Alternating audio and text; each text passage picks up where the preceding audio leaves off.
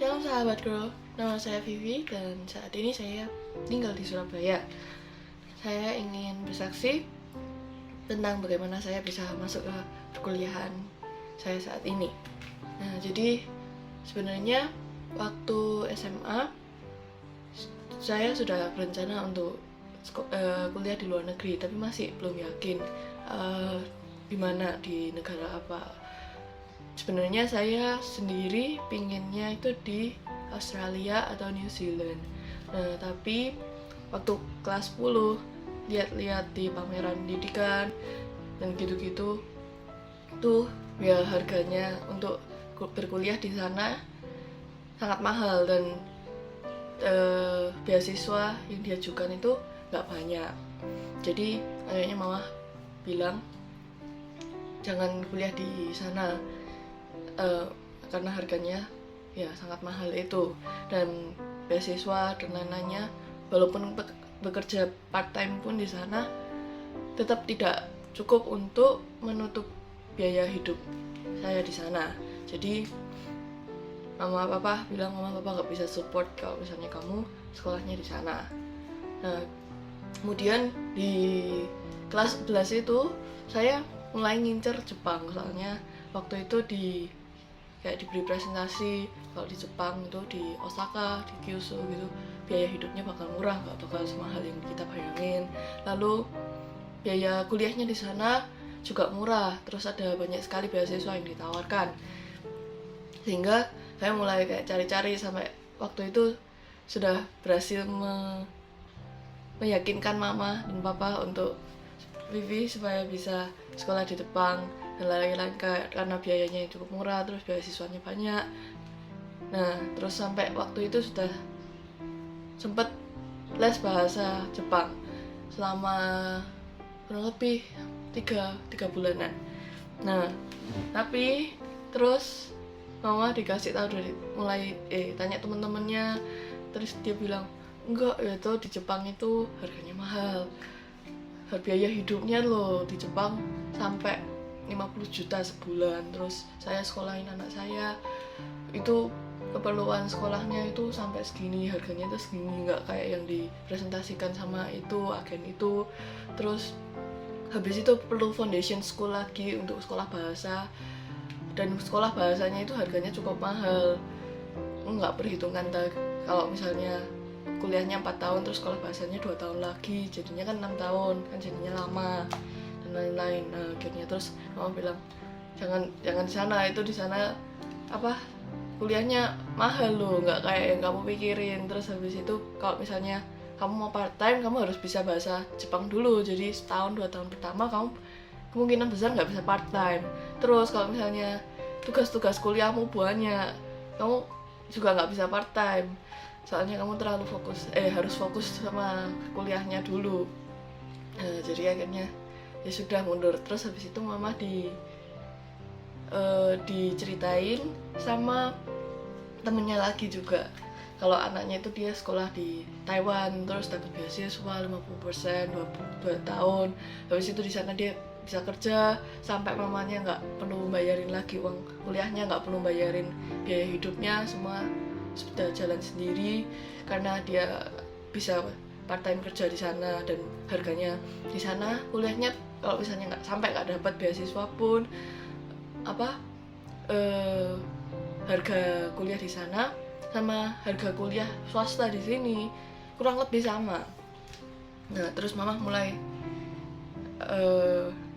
berusaha meyakinkan Vivi karena bahasanya Taiwan itu Mandarinnya jauh lebih susah daripada yang Cina yang selama ini Vivi sudah pelajari.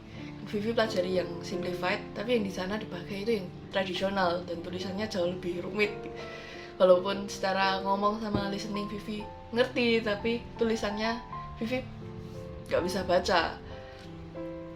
Tapi mama bilang gak apa-apa lah, ini loh temannya mama ini loh bahkan nggak bisa, benar-benar waktu berangkat dia nggak bisa Mandarin, bahasa Mandarinnya loh jauh lebih jelek daripada kamu, tapi dia bisa sampai kerja, jadi dia bisa dapat beasiswa gitu-gitu.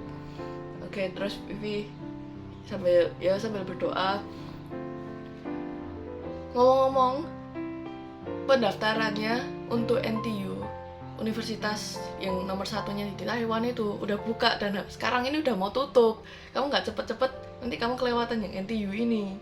Nah waktu itu pendaftarannya itu tutup di tengah September. Nah waktu itu saya kan udah di awal September, jadi tinggal dua minggu, dan saya belum siapin apa-apa. Jadi rapot belum ada, transkrip rapot juga belum ada.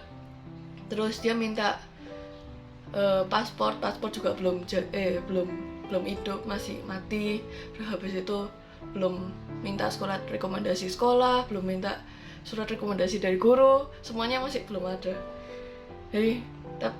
Jadi ya tapi kan mau daftar itu, jadi ya saya sambil berdoa, dan puji Tuhan waktu itu sekolah saya sangat baik. Jadi saya ngurus itu karena saya bilang gopo-gopo udah mau tutup, jadi semuanya dipercepat gitu, rapot, surat rekomendasi guru, rekomendasi kepala sekolah, dan lain-lain, ranking, semua dikasih, dan waktu itu saya bisa daftar. Nah daftar itu saya daftar 5 jurusan. Terus habis itu saya daftar lagi untuk universitas di Tsinghua, karena ini nomor 2 yang sebenarnya saya mau. Sebenarnya saya lebih dari awal saya sudah lihat yang Tsinghua ini daripada yang NTU ini.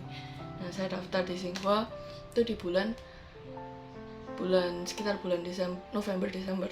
Tapi waktu di bulan September akhir itu saya juga dibilangin lagi, waduh kamu kelewatan loh, ini si Cengkung ini nomor 2-nya, nomor 3-nya, dia juga universitas bagus juga, nomor 3 di Taiwan. Terus waktu saya tahu itu udah mau tutup dalam 2 hari, jadi akhirnya nggak daftar.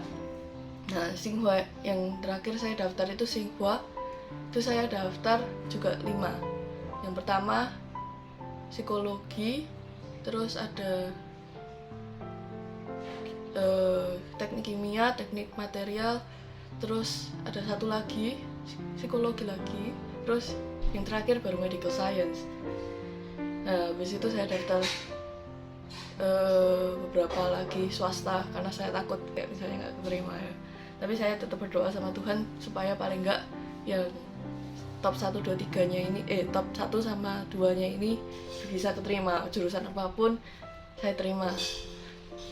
Nah terus habis itu mulai pengumuman di bulan Februari itu, mulai pengumuman. Yang pertama yang swasta dulu, ada 2 swasta yang saya daftar itu, dua-duanya keterima karena nggak seberapa bagus. Lalu saya nunggu yang terakhir itu, nunggu yang Tsinghua, karena yang NTU ini saya sudah nggak keterima, jadi saya berdoa yang Tsinghua semoga keterima.